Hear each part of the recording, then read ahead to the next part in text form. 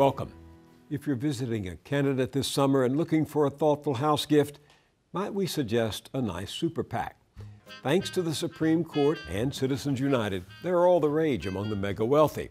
All it takes is a little paperwork and a wad of cash, and presto, you can have, as the Washington Post describes it, a highly customized, highly personalized political action committee. It's easy. Super PACs come in all amounts and affiliations. You don't have to spend millions, although a gift that size certainly won't be turned aside. Cable TV tycoon Mark Nathanson got a super PAC for his friend, longtime Democratic Congressman Howard Berman from California, and all it cost was $100,000.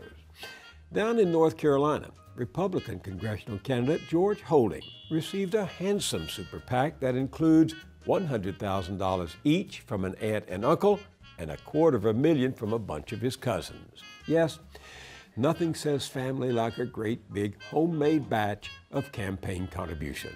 2012 is the most important election we're ever going to have. You can start a super PAC on your own or contribute to one that already exists. Super PACs are available for every kind of race, presidential, congressional, or statewide. But there are other ways you can help buy an election. Look at the Wisconsin recall campaign of Republican Governor Scott Walker. At least 14 billionaires rushed to Walker's side. He outraised his Democratic opponent by nearly 8-1. Most of his money came from out of state. More than $60 million were spent, and $45 million of it for Walker alone. Here are just a few of the satisfied buyers. Wisconsin billionaire Diane Hendricks contributed more than $500,000 on Scott Walker's behalf. Fearful the United States might become a socialistic, ideological nation, she's an ardent foe of unions and against, in her words, taxing job creators. True to her aversion to taxes, she paid none in 2010, despite being worth, according to Forbes magazine, about $2.8 billion. Before he launched his crusade against the collective bargaining rights of working people, Governor Walker held this conversation with Diane Hendricks. Any chance we'll ever get to be a completely red state and work on these unions? Oh, yeah. And become a right to work? Well, in fact, what can we do to help you? Well, we're going to start in a couple weeks with our budget adjustment bill. The first step is we're going to deal with collective bargaining for all public employee unions. Right. Because you divide and conquer. And so he did. Walker also hauled in checks from the Texas oligarch Bob Perry for nearly $500,000. Perry made his fortune in the home building business and is best known nationally for contributing $4.5 million to the Swift Boat campaign that smeared the Vietnam War record of Democratic presidential candidate John Kerry back in 2004. Then there's casino king Sheldon Adelson, who gave Scott Walker's cause $250,000. Of course, that's a drop in the old champagne bucket compared to the $21 million Adelson's family gave to the super PAC that kept Newt Gingrich in the race long after the formaldehyde had been ordered.